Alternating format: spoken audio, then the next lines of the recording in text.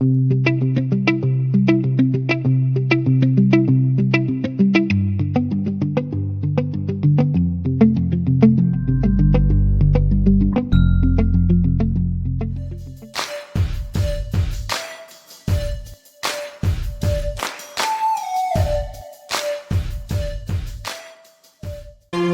time to take a TO with coaches Turner and O'Neill. Produced by Kurtis Cross and engineered by DJ Kurtis. It's time to take a TO with Turner and O'Neill. Your new favorite podcast features conversation from the world of high school, college, and pro sports, along with other riveting content. Connect with us on Facebook and Instagram at Turner O'Neill Podcast and on Twitter at Turn On Podcast, or visit www.turnerando'neill.com. Listen on Apple Podcasts, Spotify, Amazon Music, iHeartRadio, Buzzsprout, and more than 15 podcast platforms. We also invite you into the studio each week via YouTube. Subscribe and watch each episode on our YouTube channel at Turner O'Neill Podcast. Thanks to our premier partner, Ray Cruz and MCF Mortgage. Our partners, the Tamara Cusick Team, Dynamic DJ Entertainment, Healthy Baller, and Insurance Alliance Group, LLC. Our sponsors, O'Neill Development, LLC, Next Level Lacrosse, A Squared Home and Office Solutions, Collins Funeral Home, and Peace Players International. And our donors, Winsight Media, Gene the Barber, Body and Beyond Wellness, and Justin O'Neill. Take a TO with Coach Turner and O'Neill is produced by Kurtis Cross and engineered by me, DJ Chrissy.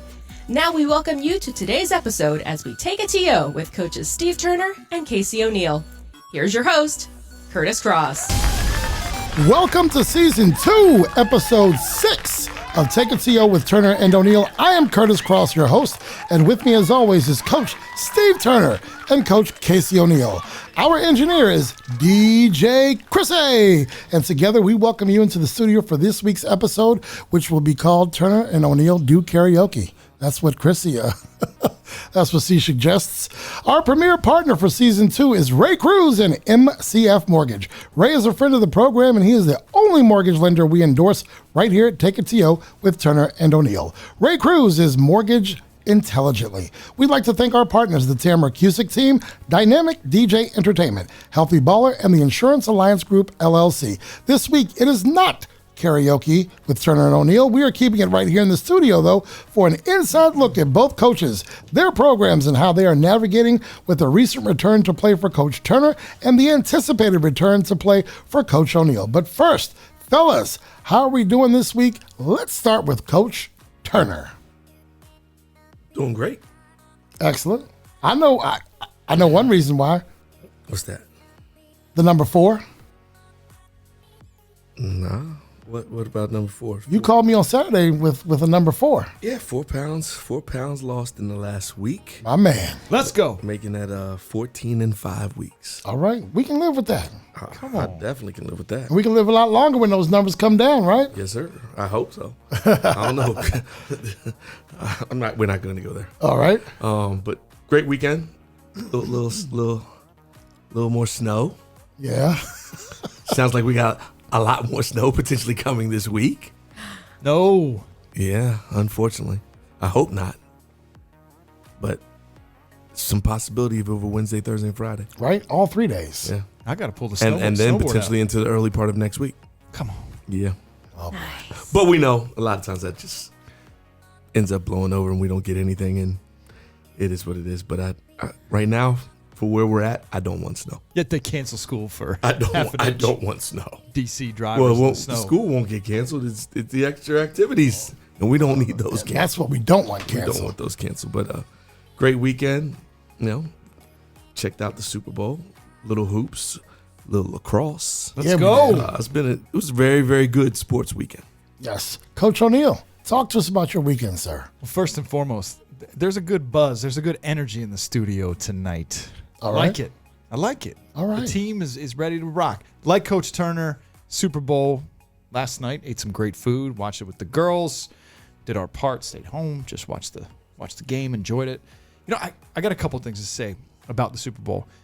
it's one of those events where everybody's tweeting, everybody's chiming in on social media, and there's so much shade on it. This commercial sucks. Right? The opening act sucked. Halftime wasn't good. Halftime was the greatest. All this, the penalties. People, we've all gone through this crazy pandemic where we're upset, we're arguing, and things going on. Why do we got to throw so much shade at the Super Bowl and what people are trying to do? They put this thing together. They put it on. They got through an NFL season. Just enjoy it. Enjoy it. That was my rant. All right. We got a lot of people that like misery. Anyway, I'm on a countdown to coaching. I'm getting fired up. We're going to talk about that tonight. You sure will. I saw a schedule for my son's lacrosse season. Now, albeit 5-6 games. I thought I'd bring up Cole. But they're How's working Cole? on. Cole's good. All He's right. fired up. He had a good weekend. We talked to Cole. He's excited about a season that's coming in place for the Clemson Club lacrosse team. Two more things. Cobra Kai. Found out you liked that this weekend a little bit. You might have watched a few episodes, right? No, more than a little bit. You called it. It's you kind nailed of it. drawn you in, right? It's kind of drawn you in. Coach O'Neill for the win. Cobra Kai. We had the disclaimer on the young people watching it because there's a few. I thought you told me they could when you mentioned it last week. Well, then I started watching and I finished it. Yeah. Binged the 3 seasons. I'm yeah. like, time. Take a TO here, Curtis. Yes. Sounds like Don't one let week Adam you guys see are gonna that. come in with badges on, And then the other and the time next we week might have our we're gonna bandanas. have bandanas and belts. Maybe we will. Well, that's what happens when we work and together. I'll put my gi on. You like that? Miyagi Do. I need a double X, but Wax still. on, wax off. Wax on, wax All right. off. Last thing of the weekend, ladies and gentlemen, you're there. We are countdown to a puppy in the O'Neill household. Yeah. We are 2 weeks and counting till 2 weeks? till this young Just that fast. little lady, this little puppy is coming, and this either tonight, this might be live on air, or tomorrow, we get to select who the puppy, which one it is. But how long Select. is she going to stay little? Not long Not at too all. long. A few months? A couple weeks, and then she's gonna get to be that big German Shepherd. But it's a big deal in the O'Neill household. That's like good having stuff. a- Good for y'all. We're fired up. And I'm going to get to DJ Chrissy in a moment, but speaking to your point about all the shade being thrown during the Super Bowl, Chrissy, did I not declare that I was staying off Facebook today because I didn't want to see all the halftime shows sucked? Oh, he should have done this. Did I not do that, Chrissy? Yes. All right, so tell us about your weekend, DJ Chrissy. My weekend. Well, first, there was snow. So, that always makes me happy, puts me in a good mood. Okay. Good stuff. Then there was a Super Bowl, which, I'll watch football occasionally, but commercials. There were commercials. That makes That's me her thing. very excited.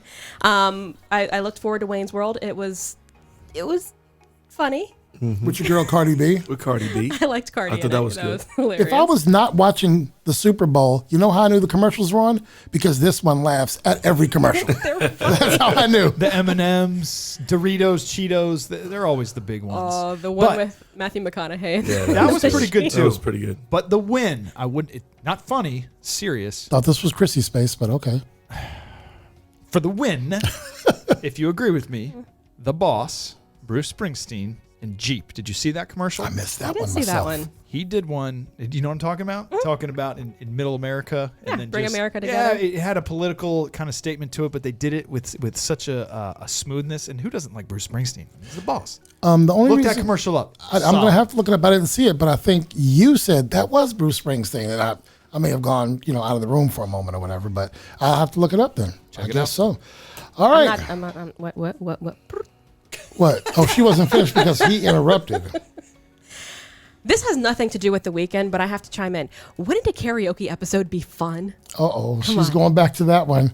What are we going to sing, Chrissy? Ba, ba, ba, ba, ba, ba, ba, ba, ba. I want to be sedated. See, we're getting it started. See, you started Steve it, just Chrissy. needs some Hall & Oates, and he'll be in, and we'll be good. Or some Tribe. You'll be happy to know I'm this going to go all 80s if we go karaoke, baby. this morning we're leaving the all house. 80s. And I hear something from the other room, and Paula said that Adam is singing. So what's the scenario? Adam was doing that. Your boy Adam was doing that from the other room this morning. right. All right, before we go to break, I want to thank Chick Hernandez, our Season 2, Week 5 guest. If you missed Chick Hernandez doing it his way, go back and check out last week's episode, number 5, on your chosen podcast platform or YouTube. Let's hit our first break, and we will be back with this week's headline. Body and Beyond Wellness is acupuncture and wellness consulting. Our peaceful oasis is nestled just outside the Washington, D.C. Beltway. Our acupuncture treatments, workshops, and other wellness offerings will have you feeling restored, renewed, and revived. A limited appointment schedule is now available, but you must call in advance to schedule. Call 301-758-7980 or visit www.thebodyandbeyond.com for more info. Take a TO with Turner and O'Neill can be found on more than 15 podcast platforms. Listen to us on Amazon Music, Apple Podcasts, iHeartRadio, Buzzsprout, Spotify, and other podcast platforms. Tune in on your preferred podcast platform. Be sure to listen, subscribe, and spread the word. Take a TO with Turner and O'Neill records weekly with episode drops each Thursday at 11 a.m.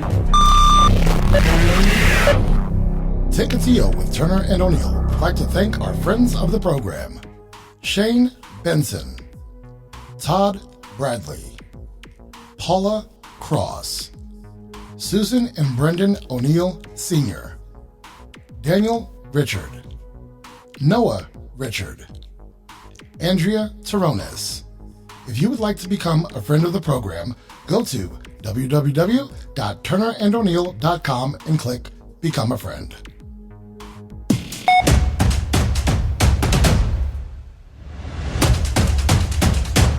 One Headline is brought to you by The Tamara Cusick Team.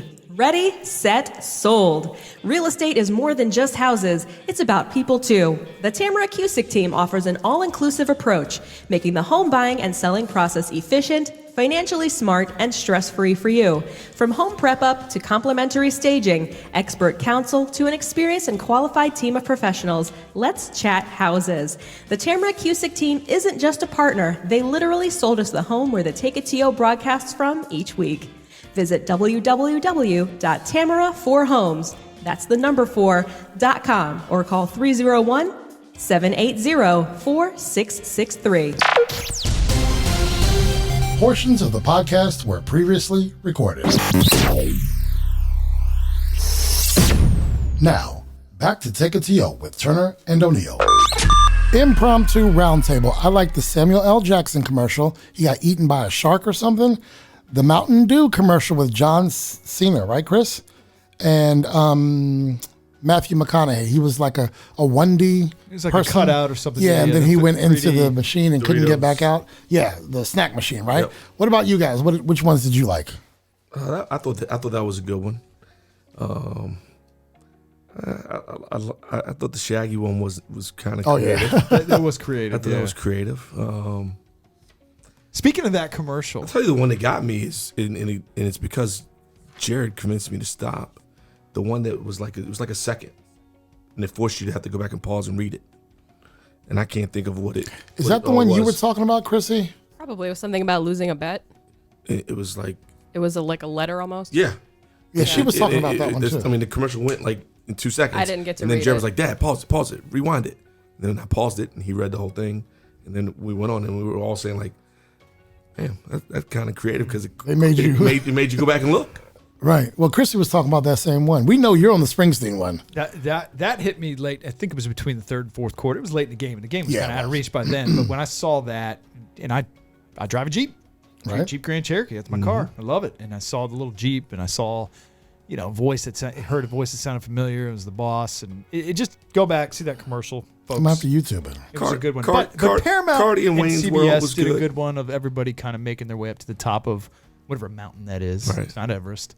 And they just had a whole cast of characters that were doing funny stuff. So Chrissy, where are you with it? You with the Shaggy? You with the John Cena? With the McConaughey? Where are you at? For a favorite commercial? Yeah. I'm sticking with Wayne's World. Oh, that's right. You were waiting for that one. She was like, even if it wasn't good, that was going to be her favorite because she anticipated that one. I love Wayne's World. It was a hilarious movie. So wait, in the Shaggy commercial, I didn't realize, I had to ask Erica, that Ashton Kutcher, who was in that, Yep. yes. Yes. and Mila, help me with her last Kunis? Kurtis is okay. I thought it was something his more. new wife. I didn't know they were married. I didn't know they were together. Yeah, they're married. But they used to be on the That 70s show. Mm-hmm. Anyway, I'm behind. I'm behind the Hollywood Report. They found their way back. Hollywood is back on Hollywood Report. We do want to take a moment. This is not in the script. Leon Spinks and Pedro Gomez passed over the weekend. Pedro Gomez from ESPN. I think he's primarily baseball. He's baseball and young. He wasn't even 60. 58. Yeah. What happened? Okay. And Leon Spinks passed as well R.I.P. this weekend. Now, we welcome you back to Take It to Yo. I'm sorry. We also, in the basketball community, today we found out we lost an unbelievable man who's always been a fixture at the Gonzaga DC Classic, in Tom Konchowski. He is the guru. He was the guy when it came to the ratings, ranking the kids, and his ability to be able to help so many kids over the years, be able to gain college scholarships and opportunities. One of the best, gonna be forever missed. But rest in peace, Tom. Thank you for bringing that to this table, sir. Today's episode, of course, is brought to you by Ray Cruz and MCF Mortgage.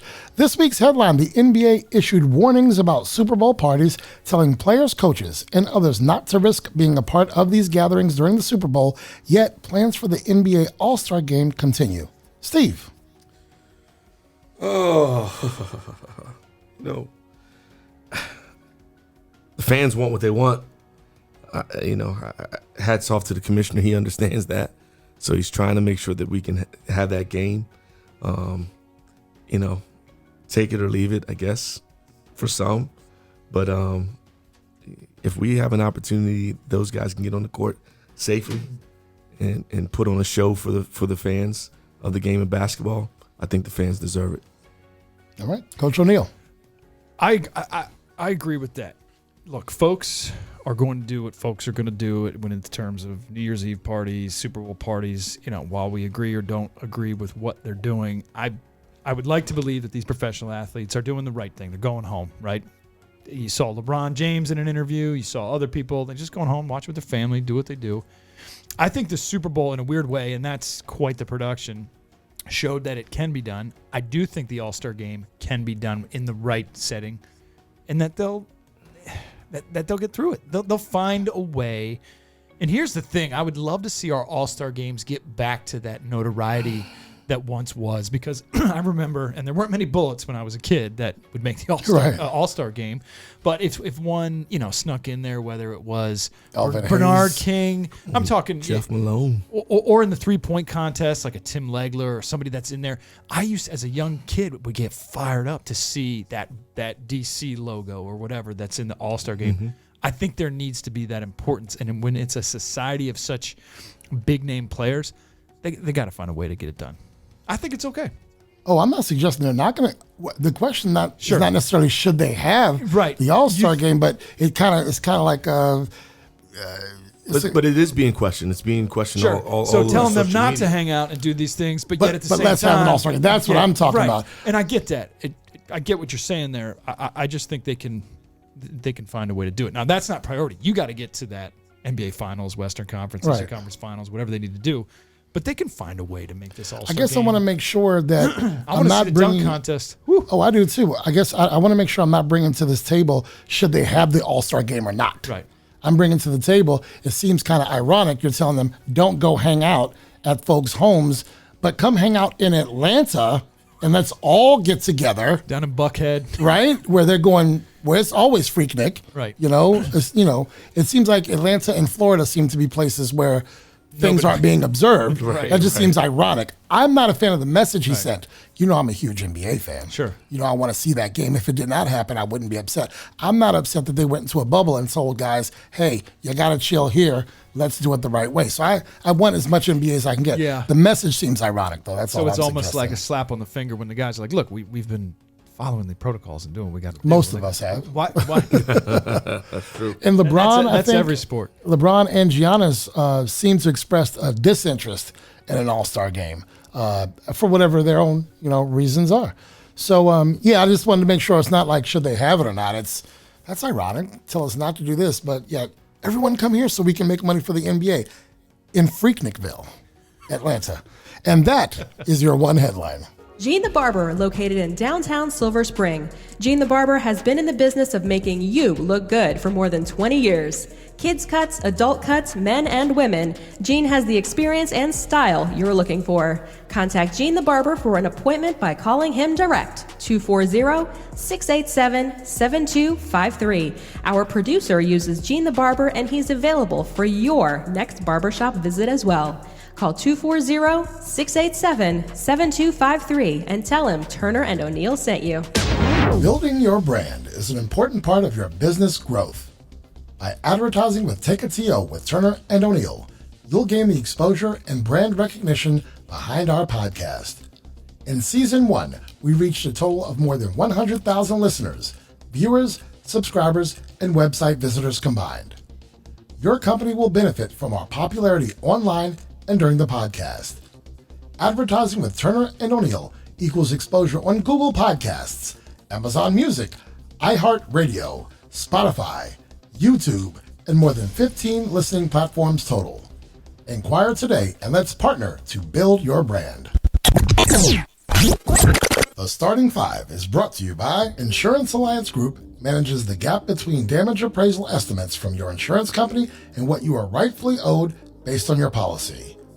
They work on behalf of policyholders with claim assistance and disputes to maximize claims. Insurance Alliance Group serves as professional advisors and trusted advocates. The Insurance Alliance Group handles business and home property loss. Request a free claim review with the property loss professionals. Insurance Alliance Group. Visit us at insurancealliancegroup.com or call 866-574-4773.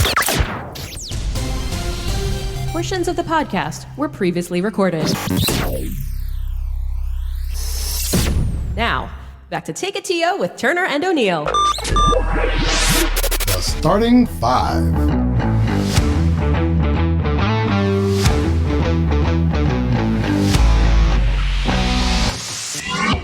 Welcome back to Take a TO with Turner and O'Neill. I'm your host, Kurtis Cross, and I'm with Coach Steve Turner, Coach Casey O'Neill, and of course, our engineer is DJ Chrissy. We are up to our weekly Starting Five. 5 questions asked of each coach. They never heard these questions, and they each have 30 seconds to answer each question. If they go over their 30 seconds, DJ Chrissy, what will happen? Gentlemen, let's do it. Going to Coach Turner. Stuck in an elevator. Which of your friends do you believe would be best at managing the situation and helping you guys get out? Like, who's the MacGyver of your friend crew? Carlos Navas. Carlos Navas would help you get out. Is he also the one who mentioned the breakfast spot or the brunch spot? That's the brunch spot. Okay. That's Carlos would get us out. He's going to get you out, and then you're going to brunch. And we're going to brunch. Coach O'Neill, who's helping you out? Who's your MacGyver? I'm giving a shout out to a neighbor and become a good friend of mine. His name is Matt Crosset. And he's the guy, you got battery trouble in the car, you got some brake things going on. You know, I some type of solution that's on the roof that I need to, do you have this? And he's going to tinker around and get it. Yeah. He's a mountain man from Vermont. And shout out Matt, baby. I know you said the friends. Right. But if I was in my cul-de-sac, okay, my neighbor across the street, Reddy, he does it all. He does it all. He does it all. Everything's in his toolbox. Dude, he's ready to go. He does it all. Does it all. I used to live in a townhouse. I don't know if you ever got over there around the corner. And when the AC needs to be fixed, it was Sylvester Johnson. In his bucket was everything. No matter what your problem was, it was going to be in that bucket. Something. He was going old school, and he would turn the bucket over and sit on it while he worked on it. So real quick, back to Matt, right at the beginning of the pandemic when everybody was on lockdown, and he would do all this stuff for everybody else. His sewer burst in his basement, and I'm talking bad. And he's like, does anybody have a dry vac? Does anybody have a dry vac? Like, Mayday, Mayday. And I'm like, I got to help him out. But were able to help him. But I'm like, I'm never going to see that dry vac again after going down and there. And you don't want to, right? Well, knowing him, I mean, he all good. He took care that's of it. my boy. He took care of it. Yeah, all right. Number 2, going to you, Coach O'Neill. What failure have you learned from most in life? Ooh. Besides not meeting me sooner. Being honest with myself. Okay. If that makes sense. And I think it was a failure for me for many years, painting the picture that everything was great every day. I'm good. Let's go. No issues. And once I realized that I could be honest and realize that I did have some things going on and share that, changed my life. My man, Coach Turner, what of the downfalls or failures that you've experienced in life have you learned the most from? Man, I think it all revolves around being married, being a dad, being a coach. And I think it's in all those aspects of life, it's learning how to kind of let go. Okay. Like sometimes you want to fix everything or make everything right. Right. You feel like you're obligated, and sometimes it's not about you having to fix it. It's not about you having to be the one to make things right. And I trust people, but I always feel like, I've always felt like I needed to be the one to resolve everything. You said that like you're the fixer, like your mom. Yeah, and I think, God got my godsend and my wife. She's taught me how to let go and not be the one to think you got to do it all by yourself. All right. Because you've got your village, right? Yeah. All right. Coach Turner, I think she was a little quick on that buzzer there. That's all good. Coach Turner, coming back to you. You can erase one thing from your past. What would it be? Maybe an embarrassing moment, a mistake you made, or anything. What would it be? And I'll start with mine because I've been public about this. Years ago, my friend Vanessa invited me to her high school graduation, and I didn't want to go because I was too selfish and those things are boring to me, and I would change that if I could. I would go to that graduation because she's been a friend of mine since I coached football. I coached her brother. She was 13. She would walk to the field and they'd walk back home together. And Vanessa, well, let's just say I've known her for 25, 30 plus years now, and I would change that. I would go to her graduation. Yeah. Not that she would have even known I was there, because where was Roosevelt's graduation? Where'd y'all have it? It was at then Capital One Arena, not Capital One. Cap Center? Cap Center, yes, thank you. Yeah, I would have gone. Not that she would have even known I was there, but I know I wasn't there, and I should have been there. What would you erase? I don't know that I'd erase anything. I think probably just I would have. I don't know if it's an erasing. I think it's just I would have made a change, and I don't know. I'm gonna defer because I'm not really sure. Coach O'Neill. So while while you were speaking, the memory bank is going back here. I'm kind of like Steve, but there's one moment when I was in 6th grade. My mom dropped me off for school, and I couldn't have been any ruder to her. I'll never forget this moment. Any ruder. And I want to take that moment back because I slammed the door, went into school, and it hit me in the middle of the day there. And of course I went home and tried to apologize like any 6th grader. It's not real. But I still think about that at 42 years old, that way I treated her that day. I would erase that moment. If she's going to hear this, Mom, I'm so sorry. All right. Coach, we might be stumping him. He is in deep thought. And there's plenty. I mean, there's a lot of moments now that I'm thinking about it I want to erase. But that one right there, because I had a good talk with my mom today. So good for you. Coach Turner, what do we have? Or what we would change? I think it'd be more of a change than an erasing a moment. I think I would have kept playing baseball in high school. Ooh, that's a good one. I think I would have had a chance to go far with it. And I've always said, if I go back to that time in my life, that's probably the biggest regret was that I stopped playing. I think we asked a similar question because I remember you mentioning baseball. All right, so I'll start with you, ended with him, so now I got to come back to him. You deferred. Rewind 20 years. You are given $10,000 to invest in any stock. What would it be?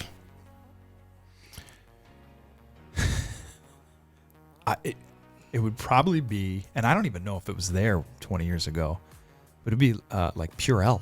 One of those things. Knowing what I know now, some type of disinfectant or something. But obviously, I think at the time, 20 years ago, Apple would be another one to put some good money into. So I'll stick with my first answer. Some type of sanitizer that's just clearly gone. Blowing up right now? Yeah.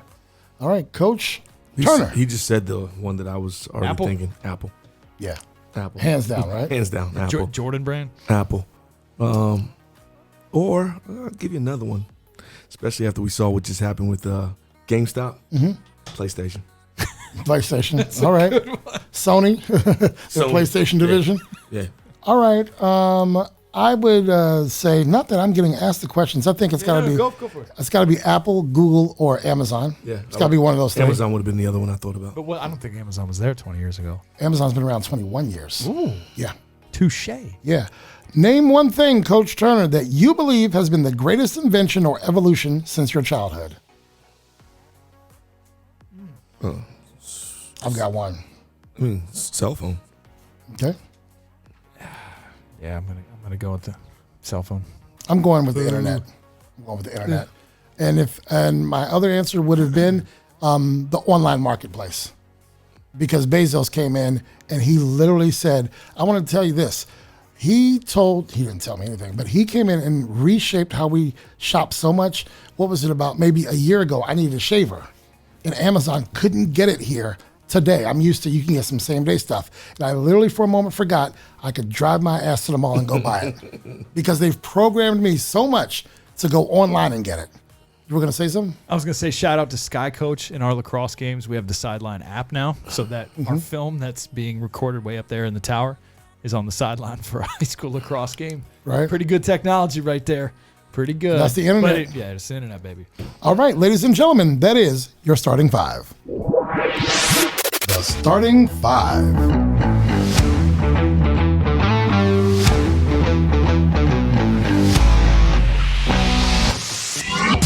A Squared Home and Office Solutions is the go-to source for home or office network and audiovisual solutions. We can help with smart home integration, wireless networking, media rooms, security systems, and more. We will link technology to your style seamlessly.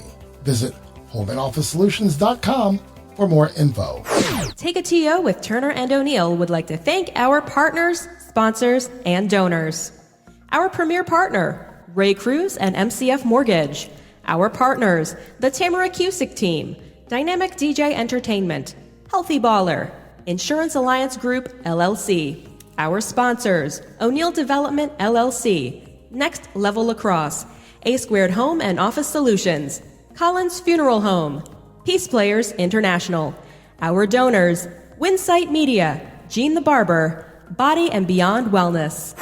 Since 1939, the Collins family has served families of Montgomery County and Greater Washington with dignified professional service in their time of need. We continue the same family tradition today at our funeral home located just off the Beltway in Silver Spring, Maryland. Our family of experienced funeral directors stand ready to assist you around the clock, 365 days a year. Whether you wish to pre-plan or you have experienced a loss, please contact us to discuss how we can assist you at your time of need. Call 301-593-9500 or visit collinsfuneralhome.com.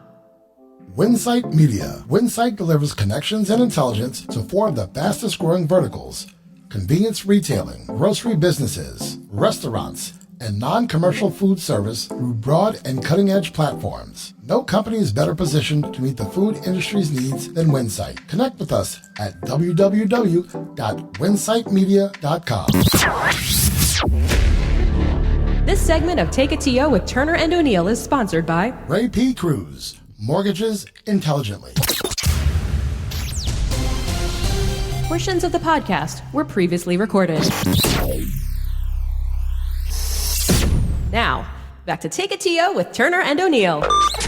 We are back with Take It to You with Turner and O'Neill. Today, coaches Turner and O'Neill take us inside their programs as we dissect the effect that COVID has had on their programs, the players, and their league as a whole. I thank you, gentlemen, for bringing these stories to our audience. Let's start with Coach Turner. Love the article that NBC Sports did, by the way. Recently, your Purple Eagles have been able to get back on the court. However, during these past several months, what have your concerns been for the team in terms of the inability to play? These guys are used to getting on the court and, tipping off in November. What have your concerns been besides the X's and O's? You're worried about these, these young men as people, students, more than just players? Well, X's and O's haven't been my concern at all.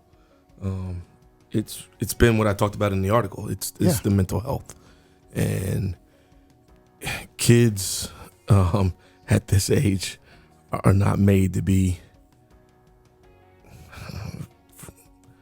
caged handcuffed. They need to be out and being able to have activity, being able to enjoy this time of life. I just said it in the last segment. If I had something to get back, it would be playing baseball. And I know living in the house with a child who is, on my team and in this age group of kids I'm speaking directly to, not having that, it's tough. And certainly I can only imagine for them how tough it is because of how tough it was on me as an adult. Right. So that's been one major aspect that's a major concern for me with the kids not having that opportunity. But then the other piece is a lot of these kids chose certain schools to go to in the DMV and certainly all over the country to use their sport as a vehicle to an opportunity. And it's been stripped from them. Yeah, we're kind of getting it back now, but I don't know that it's going to fix the lost time for a certain group of kids, and that's been a major concern for me. And it's something I'm still very, majorly concerned with because I feel like that's a big part of my job is trying to help these kids find a home for when they graduate from my school. You had mentioned also, though, you're worried about crime rates going up and those kinds of things. I mean, right? certainly in your article. all those things. You sometimes we label people to be a product of their environment. Well, if you don't give them outlets and opportunities to do other things and you leave them in that environment, they become a product of that environment. And that's something that's scary for me as I start looking at some of the kids in our area in the DMV that could get easily pulled in to the wrong thing. To the wrong thing. And I think, I say it the way I feel. It's like I think our mayor made a bad decision cutting sports out for a specific group. She didn't cut it out for everybody. She cut it out for the high school kid. And that's the group of kids that we don't want to get lost to the streets. Right. So Steve, we talk pretty much every day across the hall there, and then text, phone. Forget any games or pickup right now. Going to St. James or playing at DeMatha. Talk to me and the audience a little bit about what it's like just to be back with the fellas. Because I always believe that just it's not the games or the scrimmages that I miss. It's just the practices. It's just being with the kids. Can you talk about like how sort of those first few sessions, being back with the fellas, the coaches, what that was like? Certainly. Just the joy in their faces, right? It's the part that you miss. Yeah. Because I look at our guys and I see we have a brotherhood, and those guys just want to be around each other. These are their classmates. These are future. As we talked about this way back when. These are guys who are going to be in each other's weddings. Yeah. These are guys who might have a child named after one of their boys. And so for them to not be able to experience the experiences that you want to see for them through these high school times, it's been tough. But it was so great that certainly that first day back, just to see them, put their jersey back on, be on the court, being able to coach them and direct them and try to help guide them. I can't put a price tag on that on that first day and those first couple of days. That was great. Love it. So in getting to this point, we've already talked about how you've had to be creative and clever, keeping them engaged. Of course, Zoom has been the choice for many teams and groups, but where else have you found success in keeping them connected in a mental basketball shape?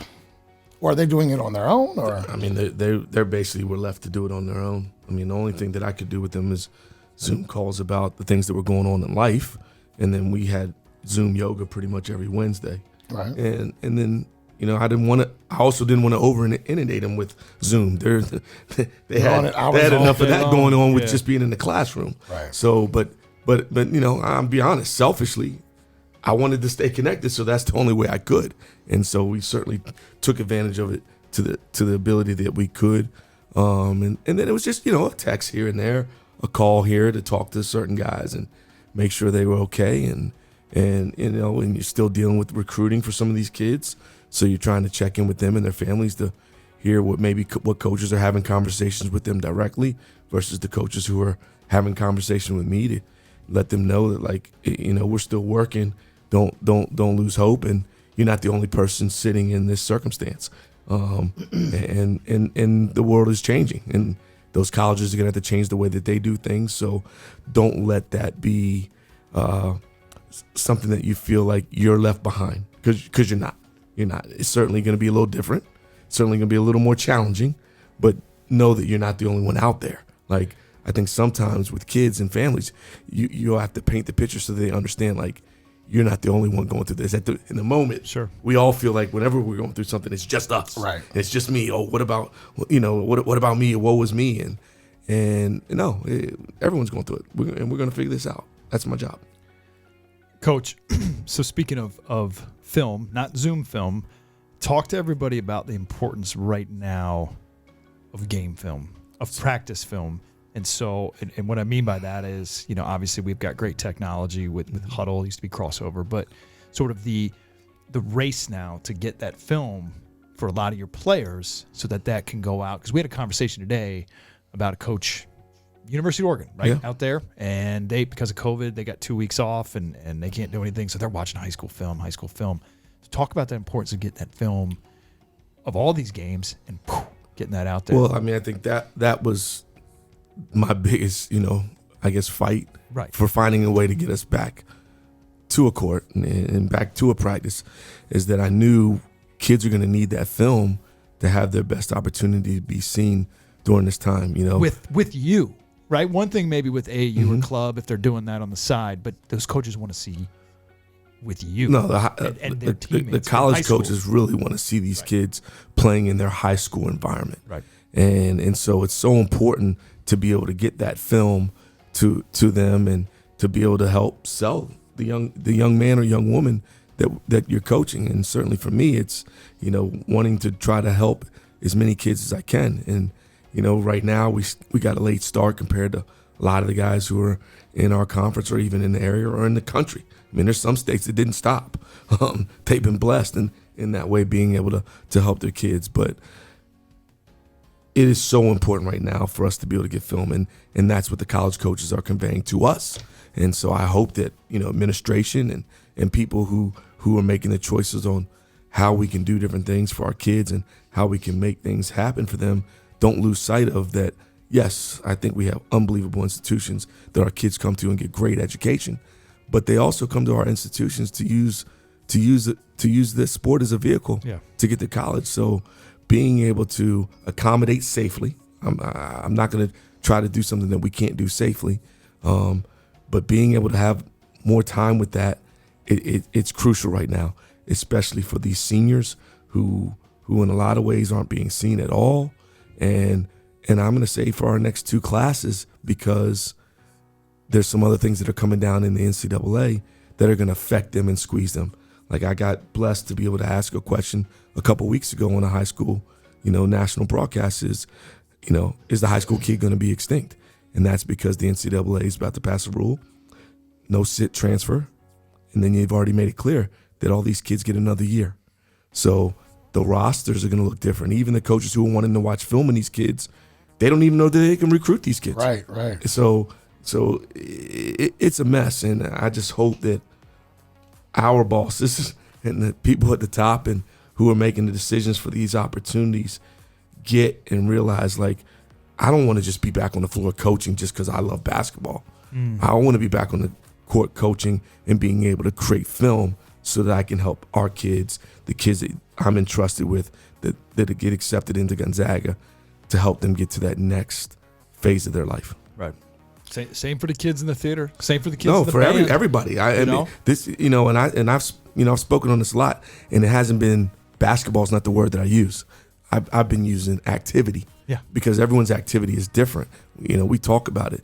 There are kids who are in the band. There's a manager. There's so many different things that are going on in the kid who plays in the band, kid who's doing fencing, debate. I got a text the other day that someone hit me up because Gonzaga won the its academics the other day. So, I mean, there's so many different opportunities and activities that have gotten lost that we got to be able to make sure that we give our kids an outlet so that they can have that vehicle to get to their next opportunity. You said that you got blessed to ask a question. Was I watching that game? And they asked you a question? It was Mount Verde, and it was with ESPN host who did the color commentary on that game. And that's and Paul Biancarni. He from the mailbag, whatever he mentioned your question. I didn't tell you about that. Yeah, I did hear that, and he was very complimentary of you in your program during that time. Now you're back on the court, albeit a bit different than a non-pandemic season. Tell us what this return to play looks like, practices, walkthroughs, and what it takes to get to. You had 3 practices maybe before y'all hit the court as a team, right? 3 practices. That's all. We've only had 3 practices. Oh, period. We had 3 to get there, and thus far we've only had 3. We're still at 3. All right. 2 non-contact and one contact because of based on protocol on where you're working and having play, and some of those places still don't allow you to be able to have contact. So an hour and a half, not a lot, but it was something. And for me, like I said, this wasn't all about chasing a championship because that's not what this year was going to look like. Right. It was really trying to give our kids an outlet and our coaches an outlet. I mean, and be able to try to deal with what could be coming down the line with the mental health. These kids are stressed out, and they all need a place to be able to have an outlet. And I know over the years, the kids in their sport or kids in their activity, that has been it. So, it's not the same. I had 3 practices, and I'm a defensive guy, and I've yet to do anything with defense. So that should tell you something. I used to spend the first week of our practices and trials in a regular year. We're doing defense, and this year, I just felt like let's keep it as fun as possible.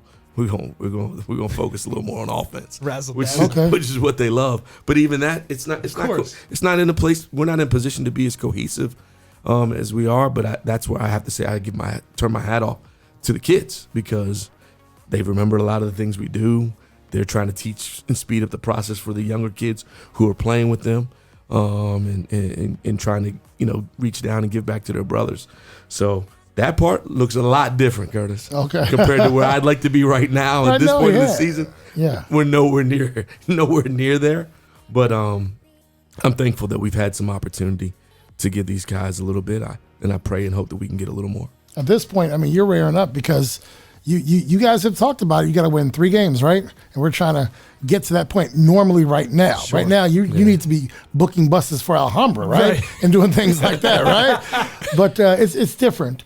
And a lot has been asked of you. Mm-hmm. And we're going to talk to you next segment about what it's looking like for you and the projections. But as an AD, I haven't even scripted any questions on that part. But let's stick here. I think you have a question for Coach Turner. More questions here, Steve. Look, I know you don't take many things for granted, but this is part of the question. Is there any little things that you and or the coaches, because it's probably even just as fun to get back with the with the fellows on the coaching staff, but are there any little things or nuggets there that you, the coaching staff or the players took for granted that, boom, as soon as you got back on that court, and I know it's only been 3 practices and a couple games, but that just hit you hard, like right off the bat, like, this is what I miss, or whatever. Oh, man. I mean, I'm sure there's a bunch. But you just kind of, that feeling, or you forgot about something. Or smell of the gym. Yeah, right? Not the hot dogs in the... Oh, come on, man. I think that probably the greatest thing is our student body. And it sucks not having them in there. Yeah. Like, that's a whole different element. And I'm not going to lie, man. I like to call them the Gonzaga crazies. Right.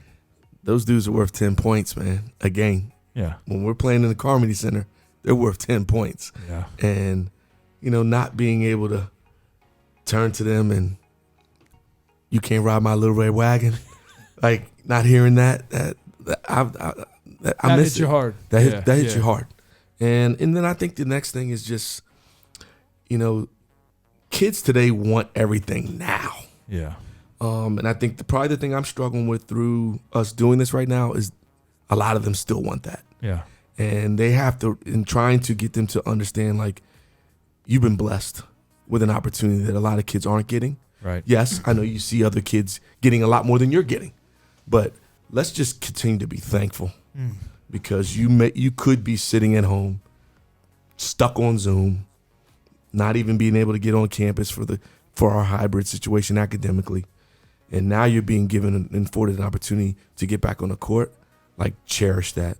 Like don't let the little things get in the way. Yeah. Don't be so concerned with the scholarships, what coaches are watching the stream.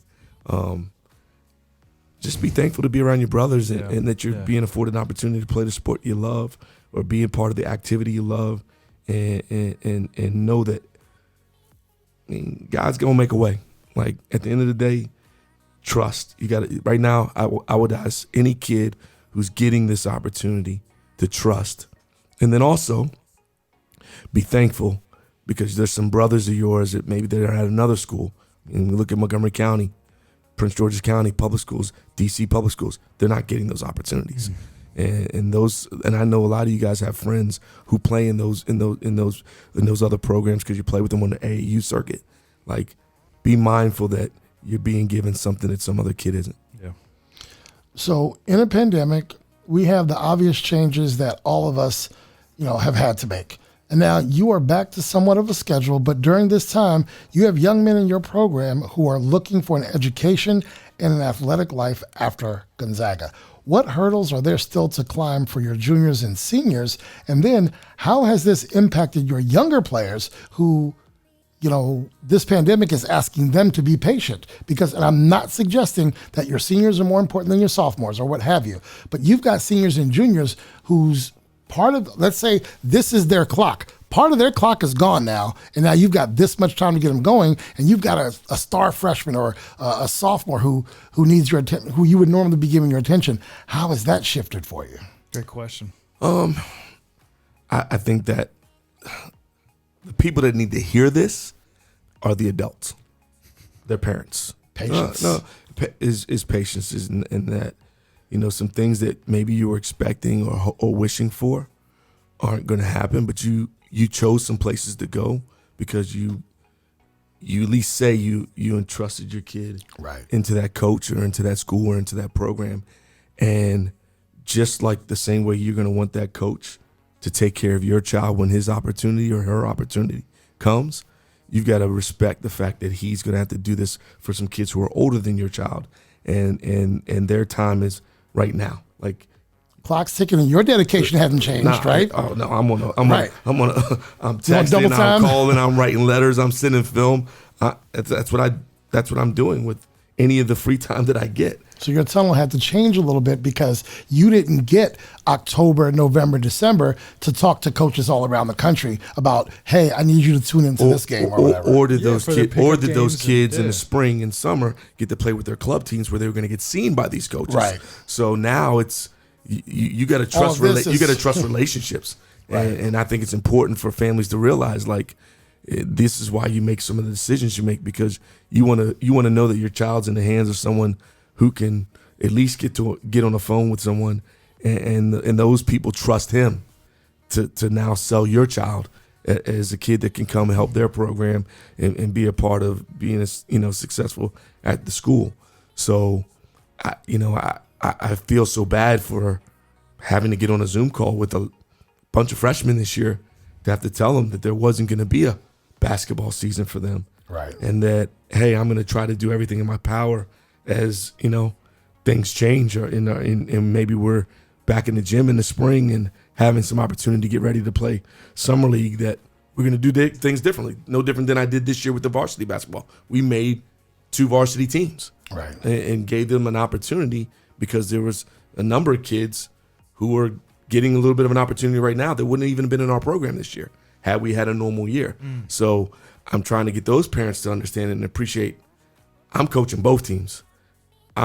Your kid's getting a different look than he would have ever even gotten had we been in a regular year.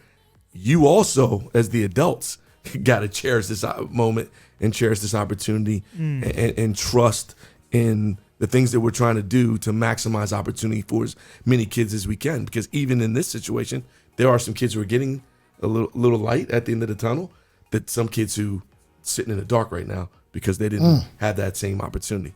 So, this is a time where we can't be selfish. We got to be mindful that there are people who might be ahead of my child because of the class that other family's child is in. Right. And coach has got to look out for them first. And it's not that he's shunning yours away or closing the door, because he's thinking about you too. That was heartbreaking. I got off that Zoom call, man. I was choked up.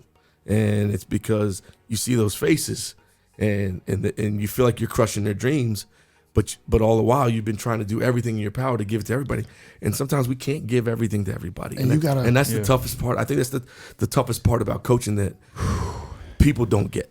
And you had to balance, you had to sort of leverage their remaining 3 years versus your seniors' remaining 3 months. Right? So true. I mean, I'm looking at next year. There's I had to have a little reality check one evening at practice, because I think some guys are trying to do so much, because I'm trying to make sure coach understands who I am, and I'm doing more than I need to do. And it's like, no, just be who you are. Be the best version you can be right now. This isn't about impressing me. I'm going to figure out who's right for the team for next year when we get to that point. But right now, maximize the opportunity that's being afforded to you, and whatever it is, if it's 30 seconds or 40 minutes, give it all you got. And the pandemic is forcing these people to. And right now, everyone's panicking. And, yeah, they are. And I understand that. I'm in this. I'm panicking. I got a junior right now. He's lost so much for his opportunities, and I'm trying to figure out, how do I fix it? So imagine if that's how I'm feeling for my own child, how much I'm feeling that for everyone else's child. Kids. Because the kid who usually gets shortchanged in this all is my child. Right. It's not everyone else's. I do so much more for everyone else's kids compared to my own kid. And I think that's something else that gets lost. So when you're thinking that Coach Turner's doing everything for his kid, know that I'm doing even more for yours, because I'm worried about the perception. Yeah. Oh, daddy basketball, right, or this, that, and the other. So been there. My kid's always the one that's getting shortchanged. Well, let me make sure I explain something. I watched a game with your son in it last week, and those commentators sure did say, people think Coach's son. No, this kid, Jared Turner, can stroke it. They were giving, you credit for coaching in the right way, and your son credit for being in the gym. And they were talking about how this kid can stroke it. And did I not text you? Yeah. I turned on the game, and from that short corner extended, just buckets. So I hope that's not the perception, because if anybody knows Coach Turner, he's objective, and maybe he's even harder on his own kid. I don't know. Sometimes. So I got one more question. I know we're just got to one-up me, don't you? No, I don't want to be. It says Coach O'Neill gets one more question. I write the scripts. Yeah, so you I wrote that in there. Steve, give me a moment in the last 2.5, 3 weeks, however long you guys have been together. Just give me that. It can be funny, great, just something where it was like, boom, just gets you smiling and going. All right. See, let's go. Good. Here you go. I have coached now as a head coach 17 years. And second game in, for the first time in my life, I got ejected from a game. Did you? Coach Turner. Two technical fouls back to back. But the reason it happened is it's because of what I missed. Right. I'm going to defend my guys. Right. Like, I'm all in. And if I feel like you're doing them wrong, you're going to hear from me. And this official, he was bad. Like, he was bad. And, I questioned a couple of things and kind of gave him my opinion on why I thought the call was bad. And he finally he finally was like, enough, coach. And I was like, I can tell you what I said. I don't even care. I said, well, why are you being so sensitive? Oh, you can't do that, coach. So, T1. Chrissy Dingham. T1. There's that text. And then. What else did you say? See what I mean? Why are you being so sensitive? Sometimes a soft. I mean, man, you just went right back to the well. T2. T2. But what I got to find out that night, because it was the group of guys who are playing that are not any of my returning players are on this group. My kids know that I fight for them. Right. And to watch that group of kids after I got ejected ball out and leave everything on the line and give themselves an opportunity to win. It's a great moment. It's a proud moment for me as a coach. I have a question. You're coaching 2 teams. Same gym, so if you get thrown out of that one, can you come back and coach the next one? Yes. Yes, it's 2 different games, right? Yes. It's like playing tomorrow. COVID ball, so how baby. about this? Same court. No, don't say Same it. officials. No. And we had a good laughing moment, me and the official about it. He said, he came over and said, Oh, you're back, baby. he came back. He knew I was going to be there. Yeah. He came over and said, Coach, new game. And I said, don't worry. I'm not going to say anything to you. And he kind of laughed, and I chuckled, and we laughed with each other throughout the second game. So, All right. Well, Coach Turner, thank you for providing our listeners with some info and the design behind you and your program are navigating through the pandemic. I know you've been anxious for your guys as they have been deserving of this time on the floor. For those who do not know, how can they watch games, connect with your program? I mean, I ask every other guest for their social media, how do they connect with Gonzaga Purple Eagles basketball? ooh, man, it got a lot of Yeah, ways. you do. Yeah, I hope y'all have time. On Instagram, at Gonzaga Purple Hoops. Directly with Coach Turner at Coach Steve Turner. Right. And on Twitter at Gonzaga Hoops. Are you going to be able to sweat through all this? What, you got like 5,000 people following y'all? I definitely do. I respond to people who send me messages, unlike a lot of people who I send messages to. But I get back to everybody, whether it be a phone call to the office, an email to my mailbox, message on Facebook, whatever it is. If you need to get to Coach Turner, I'm here for you. And any way that I can help, I got reached out. I was blessed to get reached out this weekend by a father who's dealing with some mental health stuff with his son right now, and wanted to find out maybe how I was dealing with it with my guys. And hey, I left in my cell.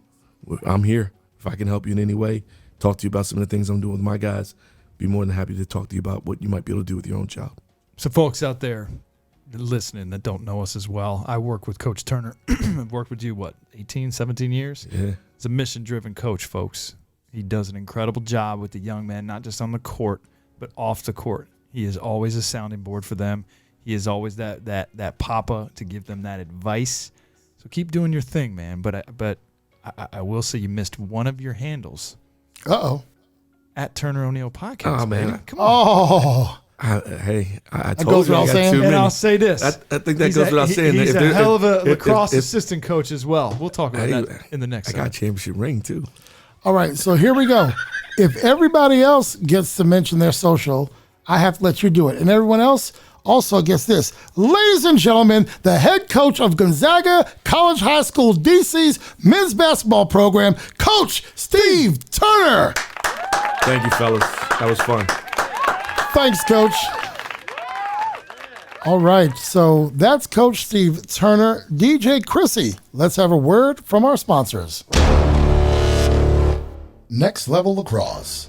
Train like a Spartan. Next Level Lacrosse is dedicated to providing a terrific lacrosse experience that is intensely focused on player development and character formation.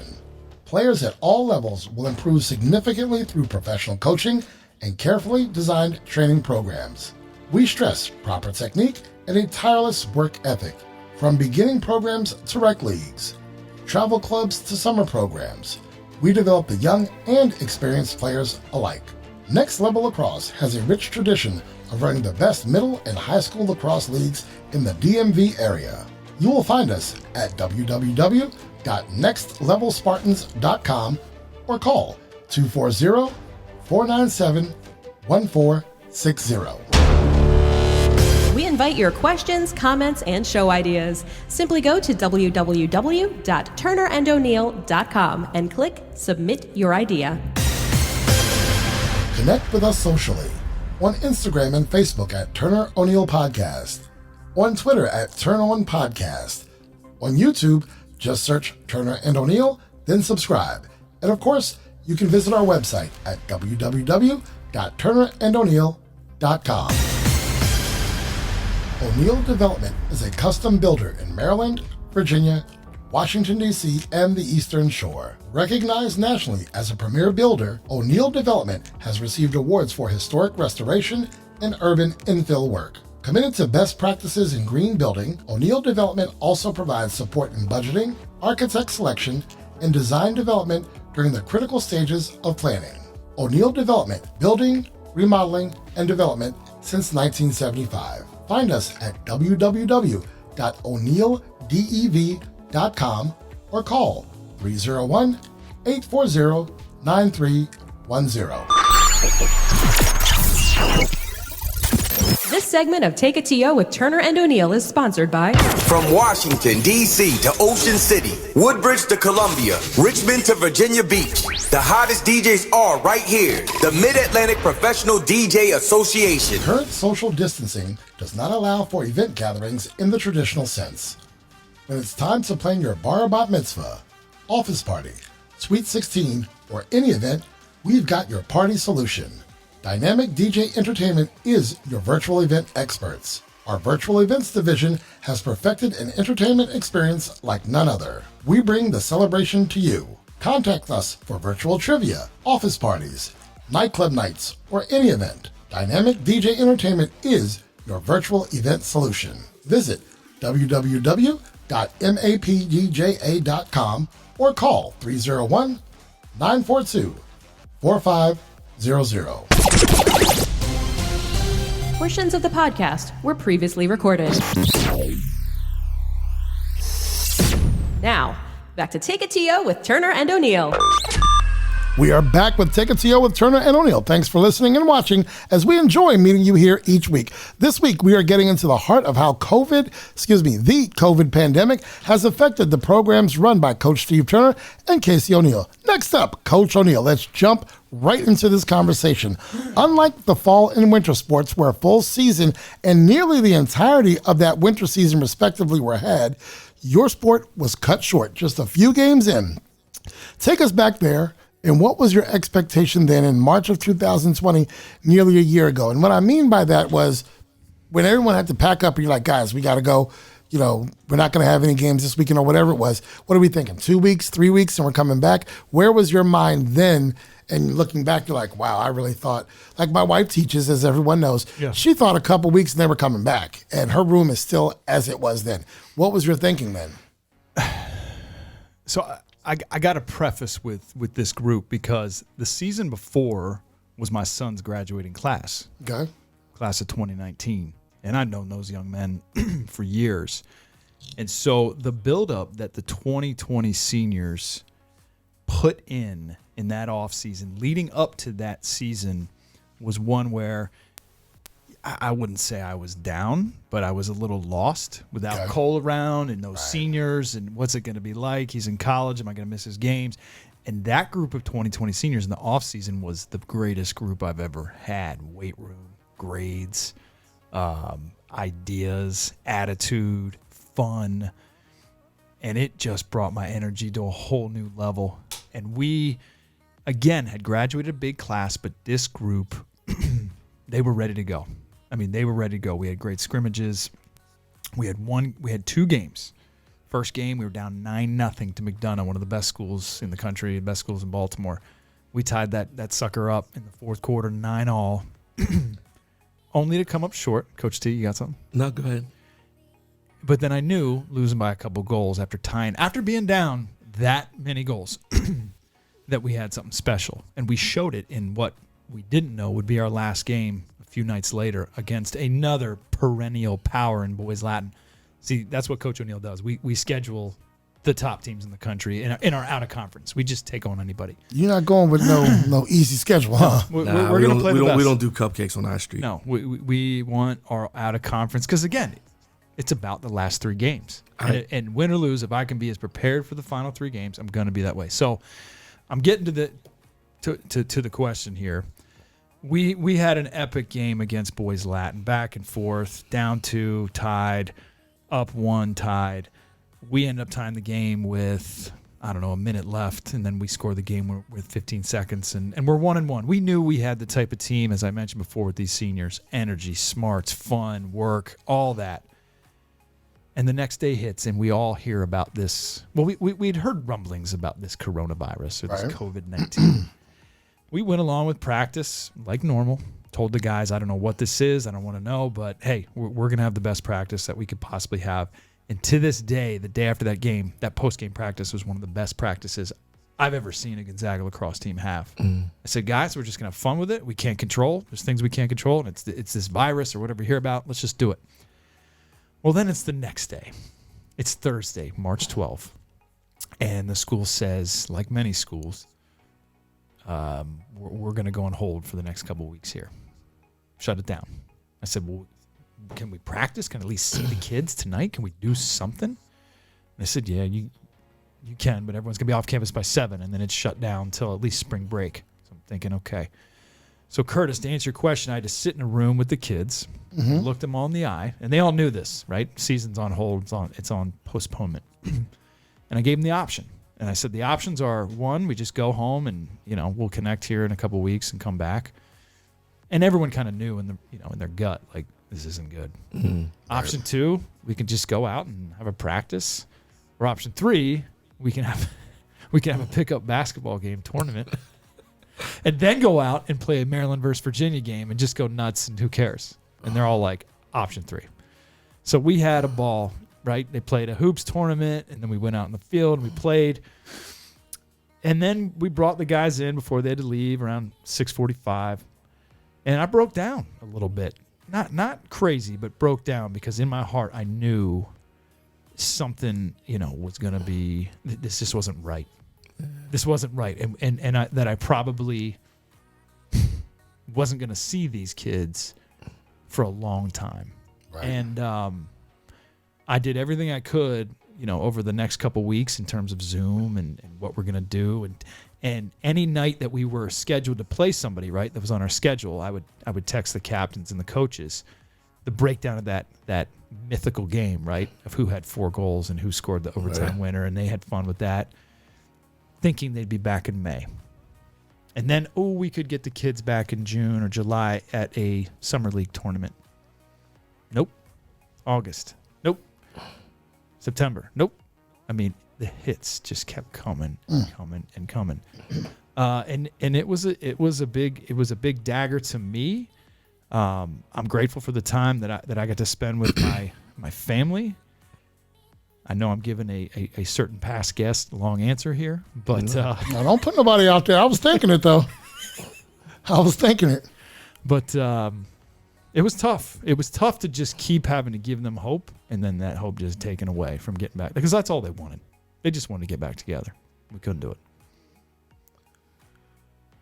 it. Couple things before I ask you my question. One, I was blessed to be able to walk in at the right time. I was coming from a DC coaches meeting, state meeting, across the street, and the boys' Latin night. As soon as I walked through the gate, bam, goal, tie game. So I'm standing on the wall with the parents, and to watch you guys finish that game the way you did was like, it's unbelievable. I don't know that the average sport addict really understands how hyped the lacrosse game can get. Like, I think I've been blessed that my son plays, and to learn so much about the sport through him playing. Like, I say it all the time, but I'm a fan of lacrosse. I mean, you guys got my text this weekend. I'm on the couch. It's Carolina and Denver. There's basketball games going on. People probably like, what's he watching lacrosse for? Right. But it's just. Was Denver really playing? because Carolina stuck it to them. They were there. They were there. In spirit? But Carolina was balling out. There, it's just a long way away from Denver. But, to have a couple conversations with you, Casey, because I had to call you. We're at Alhambra. Come on home. Like, Casey, send the bus. We got to come home. This thing is real. And I watched your guys, like, in the weight room at the same time with our guys. A lot of times we do some competitions. Yep. I think Marcus does an unbelievable job of building, like, camaraderie, but plus a little, rivalry on some different, squatting and bench pressing and having it be like a team challenge. And I think that's another piece that adds to the brotherhood of what goes on in High Street. And so I watched your team. I knew, like, all right, am I going to be getting on some flights to Florida? Am I going to get on some bus rides? Because I think these boys are about to make another championship run. And, I mean, my gut crushed, and I felt for you. Thank you. When we knew, like, all right, we're not coming back. So with that, talk to me how you were able to deal with your upperclassmen, guys who, this is supposed to be, man, my senior year. I've been through JV ball, freshman ball, sitting behind somebody as a junior. This is my time to shine. Like, I've watched you do it, but I want people to hear it. How did you handle dealing with those kids and their families? Because I know how much your guys mean to you. I mean, it's the same way I am with our guys, and I see you with you guys, man. Yes, Cole's your son, but you got probably another. You got what, 40 on a team? 45. So 130 plus kids that you got to deal with for all three levels. But how do you deal with those varsity kids who are going to play for you that year, and being able to deliver the news and being able to just be a support system for them and be that guy to help them get through it? I mean, it's a good question, and I feel like as it went on from April to May to June to July, one of the things I had heard, and I had actually shared this with a senior who was having an issue with some things at home going on with his parents, and they didn't understand, and I told him that, look, you're an only child. This is the first time your parents, they're going through the same steps you are, but in that parental level, right? They're learning as they go through this. Mm-hmm. And if they acted this certain way, you got to talk to them. You got to have that conversation because they're going through this just like you're going through the process. And as I went through this with the kids, I was learning so much because honestly, I didn't have the answers. I didn't even know how to set up a damn Zoom, right? I had to have like my daughter help me do that, right? To do it, like, what is a Zoom? And I know we had talked about it, and how can I get in touch with the kids? I think as we got deeper into these conversations and team meetings, we'd meet every Monday night. It was like 7 p.m. every Monday night during all this. We'd talk about the game. We'd talk about what's coming up. We'd talk about, the next event we can do. How are you guys doing? We'd have guest coaches, guest speakers, and people come on there. But a lot of them just turned into conversations, especially at the end, about the seniors. And it's easy to sit there in front of a screen and just kind of pour your heart out to the kids right there. And I think at the end of all of this, the kids and the parents knew how much I cared about them. That's the number one thing, and I've said this on the podcast before. If there's anything that I want your kids to understand coming through there, is that you were cared about, and that I think that means the most to the kids. But Steve, I really didn't know what to do. And I told the kids that sometimes, I need you. But what those seniors did leading up to the season, I told them is something I'll never forget. After Cole graduating, after those seniors and everything we'd gone through up to that point. So it's hard, man. Very hard. But then came July, and you met your future Buckaroo brother. And that smile came out there, fella. Look, you're looking at an April start, I believe. What is the blueprint behind what your season currently will look like. Same question I asked Coach Turner, what hurdles are there still to climb for your juniors and seniors? And then I think this is a bunch of questions in one. Let's start with the first one. What is the blueprint behind what your season or gameplay is going to look like? Let's start there. Sure. So leading up, our start date is April 12th, which is a objective. We can see it right there, a couple months away. April 12th start date for tryouts. You have 2 weeks to get yourself ready. So I think where we're lucky, Steve has had to just 3 practices, play some games, and go. We're going to get a little bit of preparation, and that's, as any coach, so a training camp. We're dying when we don't have preparation, right? Freaking out, panicking. So we got that 2 weeks to get ready, tryouts, put together the teams and then get ready to go. We're looking at a 9-game regular season with the WCAC, our league opponents, which you're seeing a lot of colleges do, where they're just playing, at least in college lacrosse, they're going to just play maybe a couple out of conferences, but they're going to double up, right? Big East, Providence is going to go to Villanova. Villanova's going to go to Providence, and they're just going to, just keep it that way. So we have that schedule in place. Kurtis, honestly, when I see it, I know it's April 27th, Bishop O'Connell, that's the first game. When we are on that field, right, and the ref's about to blow the whistle, that's when you'll believe it? I will believe it. Okay. But in the meantime, we are weekly Zooms. We are breaking down film, getting the kids ready, getting them excited. It was almost like this awakening from the kids through the frozen tundra of the winter when I had that Zoom. Saw a smoke machine. Yeah. Whoop, whoop, the Pope has made a decision, or there's a new.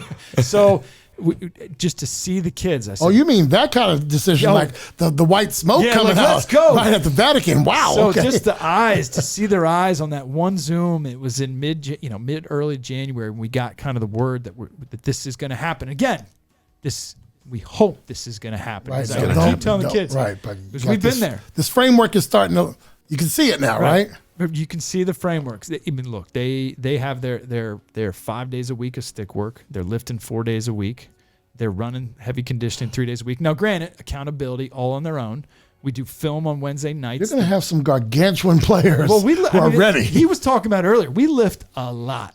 Steve and I both take a lot of pride in our kids getting in that weight room and getting after it. So the plan is in place. We can have workouts. We can slowly begin to have workouts with a certain number of kids, with the masks, and getting themselves ready. Look, there's an energy to it. And again, like I said, when we get to April 27, April 28, and we're lining up on that field, I will believe it. I expect a text after that game. I want to hear, because no fans, right?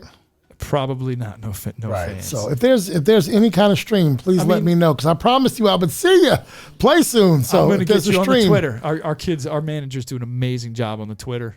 I'm not totally separate from what we're talking about. I call games here and there, and I do a bunch of WCAC stuff. The Twitters are off the chain. Like every play, strikeout by this person, right, blah, 2-0 this team. I mean, they are on that Twitter. So, Coach Turner, what you got for this man who sits to your right and who you share some athletic office space with?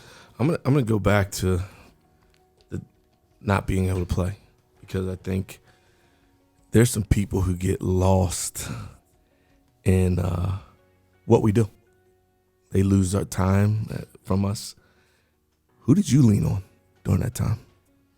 Like, you're having to hold the weight of the world for, what we say, 130 plus kids. Yeah. Like, I know you. I know the passion that you have for this sport. I know the passion you have for your players and your coaches. Who was there for you to lean on and stood strong for you to help build you up, knowing that you were going to have to build up another 130 plus kids and their families? Who was there? Who was the rock that held you together? Well, after 9 p.m., it was a big, tall glass every night. Oh boy, I'm teasing. Oh man, that's a great question, and I spoke to the coaches a lot, and as I said to you in your last question, I really didn't have the answers, but clearly Erica, clearly my girls, and they're just, they don't know much about the sport, but Cole was a good sounding board, to have a son who, while all that's going on, oh, by the way, his program gets shut down, baseball and lacrosse at Furman, so we're both boo-hooing over there. But Steve, outside of that, my personal spiritual life became very strong. And a Jesuit who we both know, Father Gap Lobiando, the man, and I continue to meet weekly on Zoom. I started a couple of retreat exercises and daily prayer that, honestly, that kept me going. That kept me in the right spot, and amen to him, Father Gap, for helping me through that, because I would talk to him about all of those things, and for him to continue to reach out, and the power of that was very crucial. And then again at 9 to 10 p.m., a couple of those tall ones. All right. So you're only going to be able to field a varsity team. Is that correct? Actually, we're going to do our best. We will have a varsity team. We are going to take those younger kids and try to put them through any type of season, at least 5 to 6 games. So we're gonna put our freshmen and JV kids and combine them. The Zoom meetings I've had with our coaching staff, that we're going to ask those younger coaches and those JV coaches to collaborate and work together. Gotcha. And it is what it is. I mean, and you made the beauty of it when you were talking about, the kids are trying to do too much and they're trying to impress and this and that. I mean, I keep saying it. I mean, just be blessed that we're going to get to that point to put on one of those jerseys or those reversibles, and that helmet and that chin strap, and go for a 50-50 ground ball or rebound or take a shot. I mean, again, my focus, Kurtis, is on the seniors, the 2021 seniors. Can I ask the question? Can I get to the question? I told them that. Can I get to the question? You always want to jump ahead. Can I get to the question? I'm not finished. Yeah, get to the question. Go ahead. So how has this impacted your younger players who may have to be patient as the upperclassmen likely take priority? I see a typo here, so I fixed it. But, I mean, you've got to. That's a great question. It sucks. It sucks. And, look, I don't know any of your players. Steve, I barely know your player. I don't think it sucks. Okay. And this is why. I think, and I don't mean to take up your time, Coach, but I know you'll agree with me on this. We've become this generation in this world of wanting everything now. Yeah. Like, where did that? Why? Right. We grew up. You bided your time. You bide your time, and you fight to get ready so that when your time comes, you're ready to go. So if you got to sweep up the gym, you do whatever you got to do. Exactly. Until your number's called. Right. Exactly. You do whatever it takes. I would definitely agree with that. The hardest part of all of it is I work, throughout the weight room or the film sessions or conditioning sessions and things. You slowly develop that rapport with like a freshman or a sophomore. Now, granted, he's nervous as hell to come and talk to coach, and we make it a point that if they want to try out for a certain team, they got to come to the office, like big boy style, sit down, talk to coach, explain why. And I can't get that. But on senior night, you remember those days, right? They remember those days. I remember those days because it's kind of a process. By the time they're seniors, I'm going to be BSing with you in the stretching line. They go on hair on their face we're now. Laughing, talking about, TikTok and music. And when you were a freshman, how scared you were? So scared. I feel like we interviewed one of your players who talked about something when they were freshmen. Oh, yeah. What did he say? I can't remember. Yeah, he was nervous or something. He just couldn't. And I always look at myself. I'm like, what are they scared of? Right. Talk to coach. But they respect that process, and they respect the fact that as a freshman, even though they might be the hottest recruit in your mind, for some of them, this kid was going to get some minutes. He didn't know that. So he's holding the plates for the other guys. He's spotting guys in the weight room because I got to show Coach O'Neill I'm all in, right? Right. And they're learning, but they're learning from the seniors. And I say this all the time. Our team is as good as our seniors want us to be collectively. Right. Not just, he's an All-American, we're going to be good because he wants to speak. No, collectively, whether they're starters or not, because they run the locker room, they run the practice, they're the leaders, they're the ones who've gone through sort of that process, and whether they're starters or not, it's their attitude, it's their approach day in and day out that's going to lead that freshman to become a young man, slowly but surely. So what am I missing from those kids? Look, Lacrosse did one of the greatest things a few years ago where they changed the recruiting timeline. Different episode, but they've got time.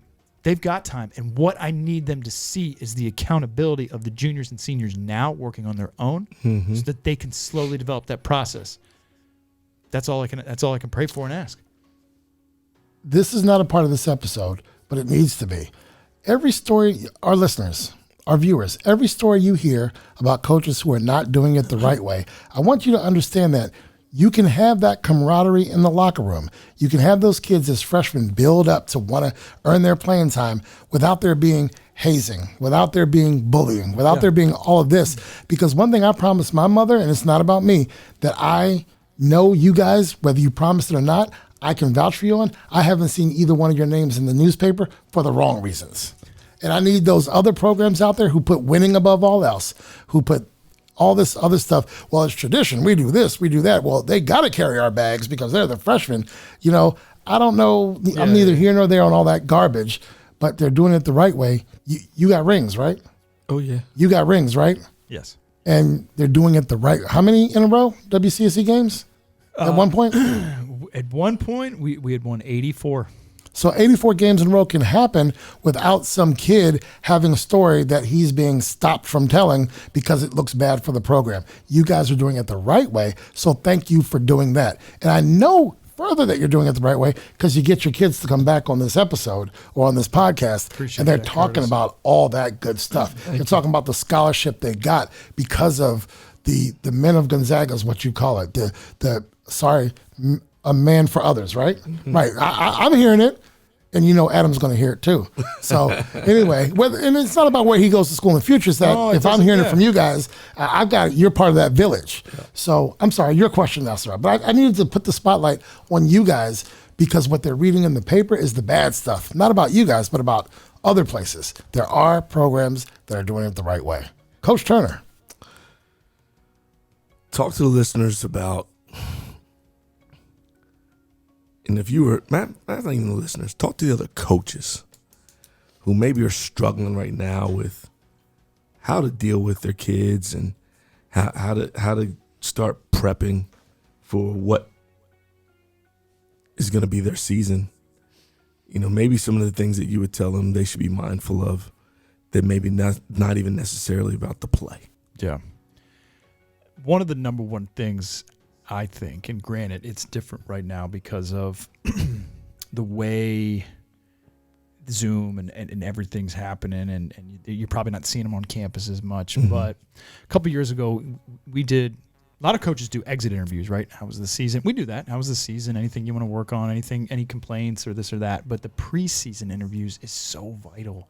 And if you can carve out 10 to 15 minutes to spend that one-on-one time with a young man, it's going to go so far. Now, it's a lot when you got 30 returners that I want to sit down with and talk about before the season. But you talk about asking them their opinion on what they want the season to look like. Team goal, personal goal, any concerns that they have, not just about them, but about other players. And you start to give them that responsibility. You slowly but surely earn that trust. And while maybe a lot of those kids might not be getting on the field, they know they've had the one-on-one time. I mean, think about it. You go to a college football program, there's 100 kids. Easily. 100 kids. And I know those guys are amazing at what they do in recruiting and knowing names and people, but come on, at some point, there's a third of your team that's just like, I'm here. I'm just kind of doing my thing, and nobody knows who I am. Right. So the more that the coaches can do those things outside of the sport, I need you to work on your right-handed shot, and your quickness is a little, your left step is slow, and you're behind on your slides. Great, the kids know that, and that's another thing for the coaches is, they want to work on stuff with the kids. They ask the kids, "What do you think you should work on?" Right? That counter question. Yep. But you've got to do those interviews, and I got a series of questions that we did last year, and that's why 2020 hurt so much is we had so many great interviews with these kids leading up to the season that they all believed they had a chance to just get on that field. And if they didn't, they knew their coach knew who the hell they were and what their dreams and expectations were. Right. Theirs, not mine. Because you cared. Right. Wow. Well, listen, I hope the designs for your season remain intact. We got to get to April healthy and with a concentrated effort toward keeping our student athletes on the path to playing again. How does our audience connect with you in the Gonzaga Lacrosse program, sir? Let's go. Outside of Turner O'Neill I'm teasing. Very easy. On Twitter, at Gonzaga Lacrosse. That's it. At Gonzaga Lacrosse. Facebook. Like your hat says. That's right. Facebook, Gonzaga Lacrosse. And on Instagram, it is Gonzaga Eagles Lacrosse. And that's a little bit more of into who I am as the head coach. So I have a lot of fun on that page. All right. Thanks, folks. You're no different than any other guest, ladies and gentlemen. Come on! The Buckaroo himself with a badge, Coach Casey O'Neill. Thanks, fellas. And Chrissy. Yes, sir. That was a lot of fun. Gentlemen, thank you for letting me interview you along with Coach Turner, and thank you for letting me along with Coach O'Neill interview you. We're coming right back with our weekly sports wrap-up. And by the way, they got rings, and they did it the right way. So winning doesn't have to come at all costs. DJ Chrissy, let's do it. At Peace Players, we use the power of sport to unite, educate, and inspire young people to create a more peaceful world. We offer sport programming, peace education, and leadership development to those living in communities in conflict. We challenge the hate that is driven by the fear of our differences. We bridge divides between people through the game of basketball, and we develop young leaders who help to change perceptions. Find out more at www.peaceplayers.org. If you're looking to increase sales and gain exposure, advertising opportunities are available. Contact our producer, Kurtis Cross, today. Email turneroneillpodcast at gmail.com to get started. Let's get social. Find us on Instagram, Facebook, or Twitter. Connect with us on Instagram and Facebook at Turner O'Neill Podcast, on Twitter at Turn On Podcast, and on YouTube, search Turner and O'Neill and click subscribe. This segment of Take a TO with Turner and O'Neill is sponsored by Healthy Baller is dedicated to developing athletes at any level through customized programs created by their world-class trainers. Healthy Baller creates an unparalleled training experience centered around the athlete and coach relationship. Between their physical therapy team and strength and conditioning staff, they create an all-encompassing process to help injured athletes return to the field. For the young athlete, Healthy Baller is an excellent training and confidence builder. Paula and I personally know this as our children attend Healthy Baller twice each week. With Blair and Molly training our 12 and 10-year-olds, we can personally vouch for their expert training and dedication to each athlete. Call 844-622-5537 or visit healthyballer.com and tell them Kurtis and Paula sent you. portions of the podcast were previously recorded. Now, back to Take a TO with Turner and O'Neill. Welcome back to Take a TO with Turner and O'Neill. This week's episode is brought to you by Ray Cruz and MCF Mortgage. Now, our weekly sports wrap-up. Tampa Bay 31, Kansas City 9. Coach O'Neill. Before getting to that, speaking of the power of Instagram, my boy Cole, your boy Cole O'Neill from down at Clemson. Right. Love the little Instagram post we put up there. I just got a let's go. All right. You know, this my is man Cole. Real time, folks. By the way, let's go is one of the greatest phrases of all time. My take on the Super Bowl, despite the game not being as entertaining as people would have liked, hey, defensive coaches are going to love what Tampa did.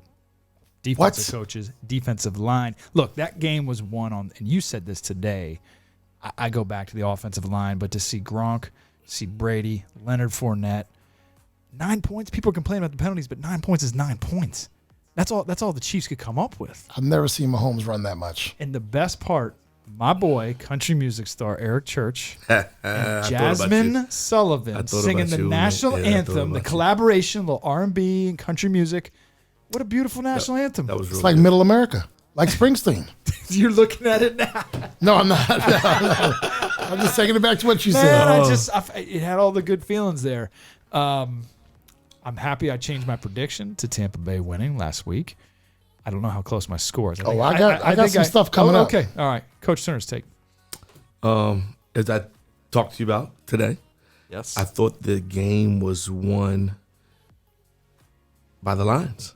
And you look at and I got to add to that on the defensive side, also the D-backs for Tampa, because they did such a good job of taking away Mr. Hill's game explosion plays, Right? You see the dude put and then also just putting Kelsey in position to catch under and just go tackle him. Yeah. So He's not breaking those the long guys ones, covering and not allowing Patrick to get those quick plays and quick hitters to those guys. Force their line to have to work. Who, again, I feel for Kansas City, but hey, you're there. Have a line change with the tackles and all that stuff. And then Tampa's defensive line is good. They had them running all over the place. And you look at the other side. Brady got sacked once, right? I saw him get sacked. I mean, they had 2 or 3 and outs, right? Successively to start the game. But sacked once, you can't leave the GOAT in a position where he can just pick you apart. And tactically, he picked them apart. And I had an argument back and forth on text with one of my boys who, is a sports enthusiast and know it all.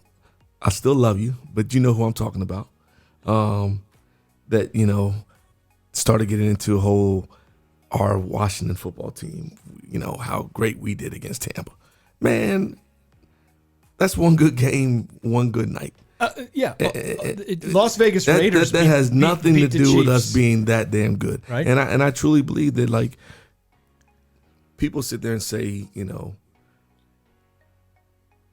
Brady and making the right choices. He did. He picked the team that had a lot of great parts already in place. They were able to bring a great leader, best quarterback to ever do it, who also went and made sure a couple other pieces came with him. The pieces that were missing. he was sacked once for 6 yards. Okay. So the other pieces that came with him, Brown, Grunk, didn't all those guys score touchdowns last night? They did. Well, he made sure. Probably made sure they did. He did. But you got Ronald Jones, Leonard Fournette, Lashady. the running backs, I don't think the 2 running backs get enough credit. Do you see LaShawn McCoy, on that roster? He's 3 on the depth chart as running backs. He's won 2 Super Bowls. I saw this stat today with 0 minutes. Wow. Just bling chilling. blinging. Right? Body feeling good. Hey. So look. And then my last one. Because I told Coach this. I'm not saying I'm not a Brady fan, but that's not the guy that I follow. Oh, I like this. The respect that he gave to his offensive coordinator, who got no looks at head job, DC born Mr. Leftwich, and for Brady to make sure it was known. I was able to do things I did because this man right here put me in position to do it. Right. Utmost respect. Brady, you're moving up my ladder, brother. So as often as the case, those who are marginal or just decent as players can be great coaches. Steve Kerr was not out of this world awesome. He does a great job, I guess, with Golden State. And same thing with Leftwich. Leftwich I was having a conversation, Chris can vouch on all this, and I was telling a young lady, by no means is Leftwich a Hall of Famer, but he's finding his groove. Why not? As a coach. Well, I mean, as a coach, he could be a Hall of Famer. Championship as a player and championship now as a coach. Well, I think he'll make his name, I think, even greater as a coach. Our president, at one point, Barack Obama, addressed the crowd when he got elected the first time and said, if there was a doubt that we can make change and blah, blah, blah. Well, I'm going to speak to some of you who are haters because I'm not a big Brady fan. If ever there was a doubt as to where the letters GOAT should go, and I'm not a Brady fan, I think everything gets put to rest now. Because we can talk about Manning, we can talk about Broadway Joe, we can talk about all these guys. Tom Brady has more Super Bowls himself than 2 of the greatest franchises of all time. The Cowboys and the Steelers and all those guys. Patriots, yeah. He's in the Patriots. Excuse me. He's got 7. 7 for 11. 7-11. Now he's not as now. Bill 10, Russell. 10. Sorry, what am I saying? 11. 7-10. Bill Russell got more rings than he got fingers, but this man has 7, and without hesitating said, "Oh yeah, we're coming back. Like we're coming back." I wish you would ride this thing to the sunset, though. That's all I got to say about that. I want the mic drop, man. I wasn't overly thrilled with the game. It was a game. Whenever my team's not in it, I'm never over thrilled with the game. But I mean, food, good drink, and he's getting together with folks and Chrissy laughing at every commercial. So here's who wins the Take a TO football pool. Steve, your score was 27-23 Tampa Bay. Casey, your score was 28-24, Tampa Bay. Boy, was I wrong. My score was Kansas City, 38-17. Chrissy's score was 22-13, Kansas City. Here's how I had to do the math.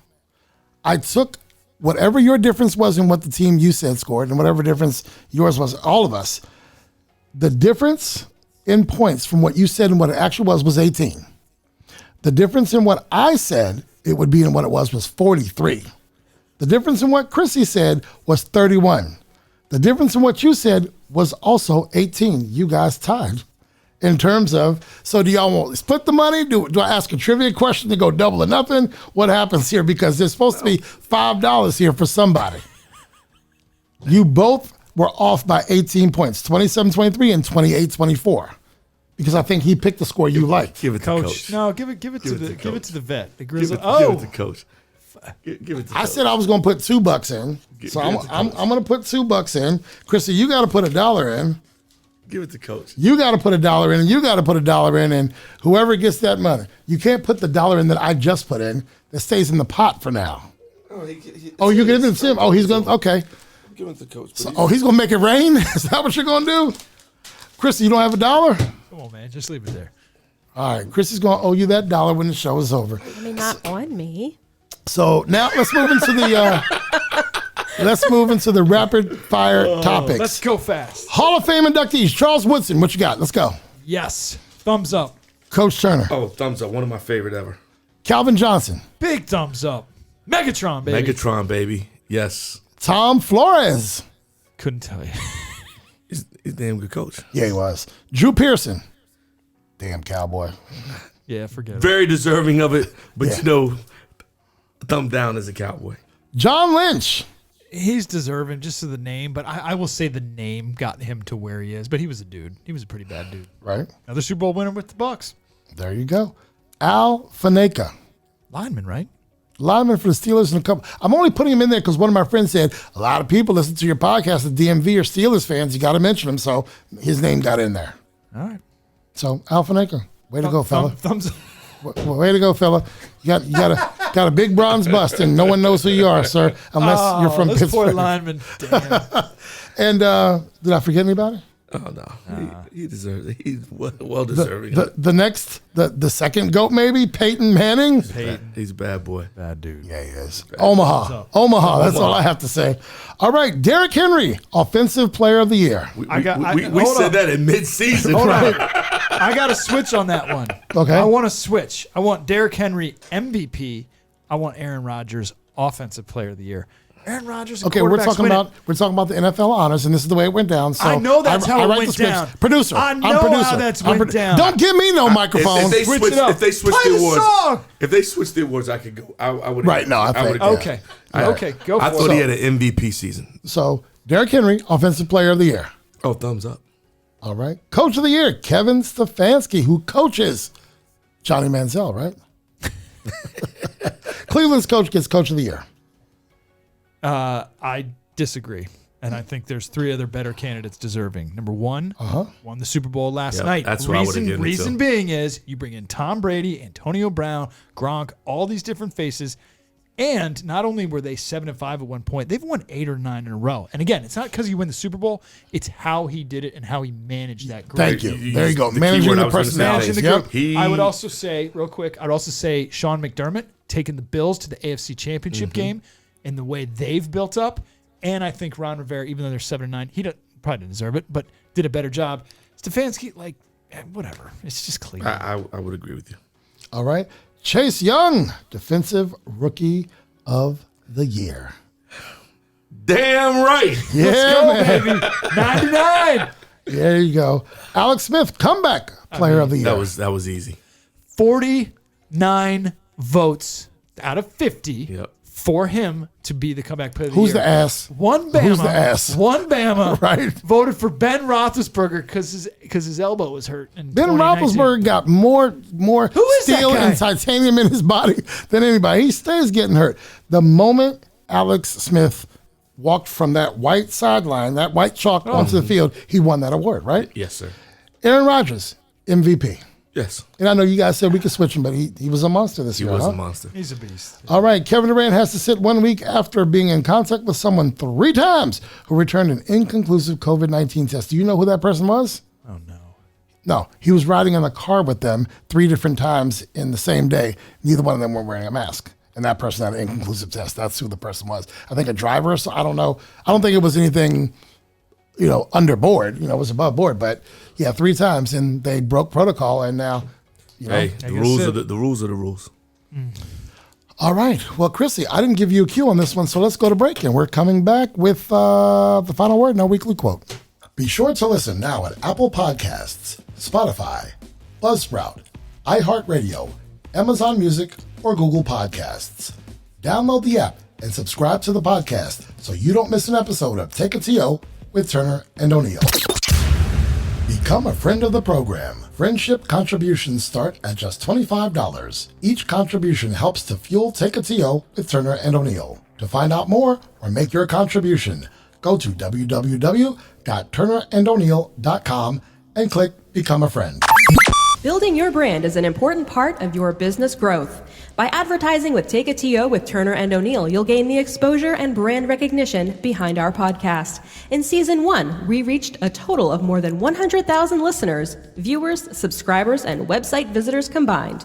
Your company will benefit from our popularity online and during the podcast. Advertising with Turner and O'Neill equals exposure on Google Podcasts, Amazon Music, iHeartRadio, Spotify, YouTube, and more than 15 listening platforms total. Inquire today and let's partner to build your brand. The final word is brought to you by Ray Cruz and MCF Mortgage. With a stellar reputation as an outstanding mortgage lender, Ray Cruz serves the lending needs of real estate professionals, builders, and individual home buyers in Maryland, Washington, D.C., Virginia, Texas, California, Florida, Illinois, New Jersey, and Pennsylvania. Ray believes that integrity is the cornerstone of his business, and helping you achieve your home financing goals is his business. Located in the heart of Bethesda, Maryland, contact Ray P. Cruz today to get started. Your home mortgage or refinance options await. Call 301-761-2278 or visit raypcruz.com. Ray P. Cruz, mortgages intelligently. Portions of the podcast were previously recorded. Now, back to Take a TO with Turner and O'Neill.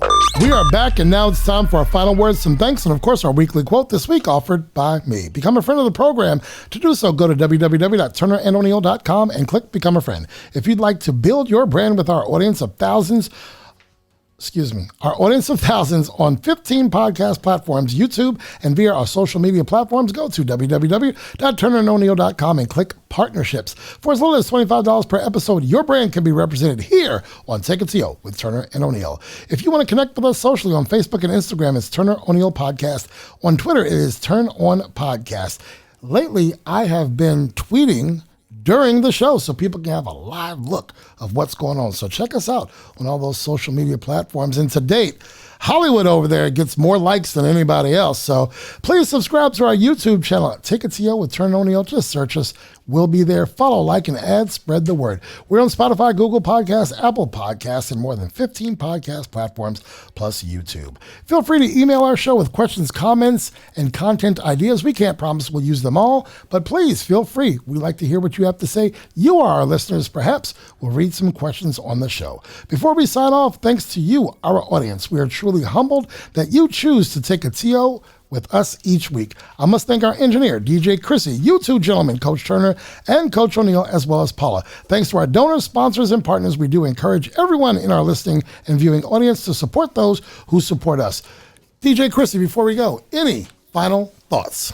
And she did pay her $1 to Coach O'Neill. I can vouch for that. That was my final thought. Oh, I'm sorry. I just wanted to give you your credit. During the break, Coach O'Neill did get his other $1. So you're a really rich man now. Woo! I'm going to Roy's, baby. Oh, you can't get a holster for $5 though. You can't get a meal plus upgrade to the holster for that $5. You know what? I love these episodes where we get to hear more about you guys. You know, I mean, I love the call-ins. They're great. I love the interviews. But it's nice to hear more about you guys and what goes on in each of your respective sports. Thanks, Chrissy. Thank you. It is Turner and O'Neill. So we got to hear from these guys. Coach Turner, any final thoughts? Man, I'm just doing my deep prayer, because I want to make sure my partner over here gets his season in this year. His kids deserve it. All the kids, all the spring sport kids deserve it here in the DMV. And so I'm excited that this vaccine's getting out, and it's looking and moving towards an opportunity for the young men and women of the DMV spring sports to get back out there and have their opportunity. So that's what I'm hopeful for right now. Coach O'Neill.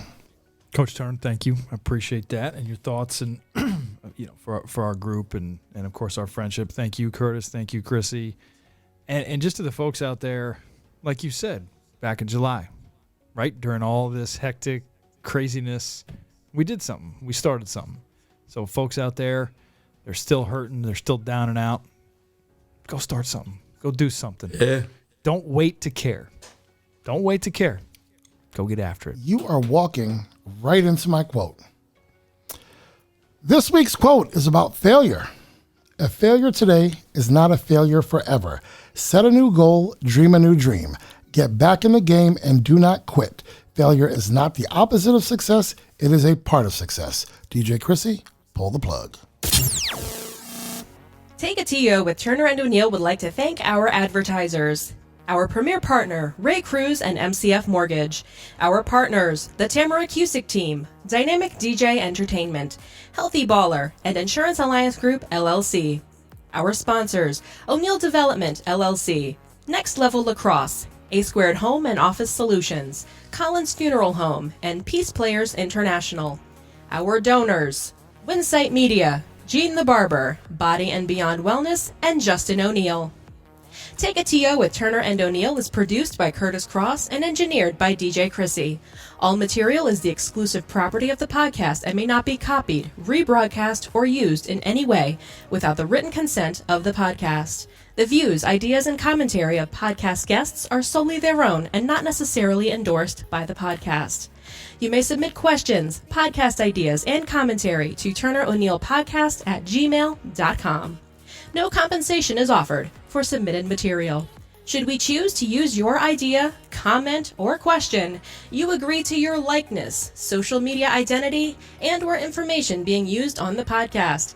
Take a TO with Turner and O'Neill is recorded weekly and distributed via Buzzsprout, Apple Podcasts, Google Podcasts, Spotify, iHeartRadio, and more than 15 podcast platforms in total. You can also view Take a TO with Turner and O'Neill weekly on YouTube. Subscribe to our YouTube channel for the latest episode drops. Some portions of the podcast may be pre-recorded. Join us socially on Facebook and Instagram at Turner O'Neill Podcast, on Twitter at Turn On Podcast, and on YouTube. Search Turner and O'Neill and subscribe. Our website is www.turnerando'neill.com. Advertising opportunities are available.